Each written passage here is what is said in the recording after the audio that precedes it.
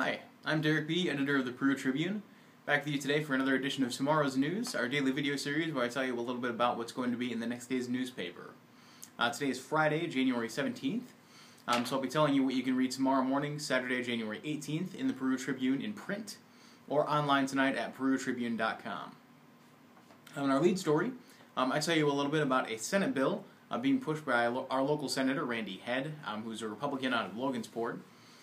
He actually was approached by Peru Community Schools about their issues with property tax caps, and he's put together a proposal that would help them make up some of the losses in their transportation fund, and that's currently going through the Senate. The General Assembly obviously just started meeting for this year, but it's up for a committee hearing next Wednesday. Hopefully you'll get a chance to look at the article, see what you think of the proposal, and possibly even talk to Senator Head about your ideas and if you back what he's trying to get going there.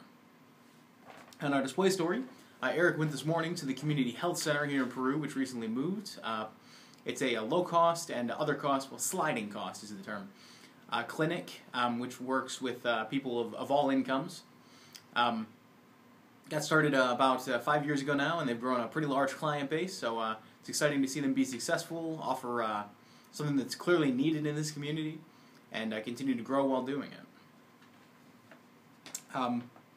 Also on A1, I wrote a story about another health-related program. It's called Mugs Not Drugs. That's run by the Substance Abuse Prevention Council and hosted by Aroma Coffee Shop.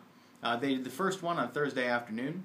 They're going to do Thursdays all through the semester to invite high school kids to come in, get some free coffee, and hear from anti-drug speakers, as well as having a place to hang out and engage in, healthy behaviors.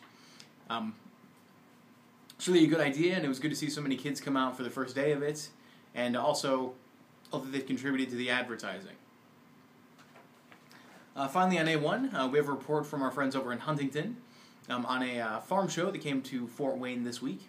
It's really good to see that kind of event continuing to thrive here in, obviously, farm communities. Hopefully some folks got to go out there, have been out in the past, and learn some things that'll help them farm a little bit better going forward, and maybe even sold some product.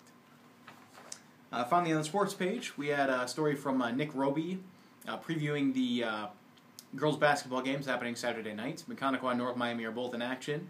Obviously, the centerpiece of the weekend is happening just about now as I speak. It's Peru Mechanical boys taking on each other for the second time this season following the final in the Holiday Classic. Should be a heck of a game. That game came down to the final possession in December, and those teams have no love lost, so it'll be an exciting one. Hope a lot of people can make it out, and also see our coverage in Monday's Tribune.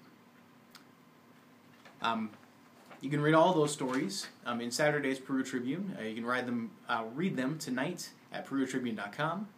You can also find links to them on our Facebook and Twitter pages, which are Peru Tribune. You can find me and all of our reporters on Twitter. Until tomorrow, that's tomorrow's news. I'm Derek B. Have a great weekend.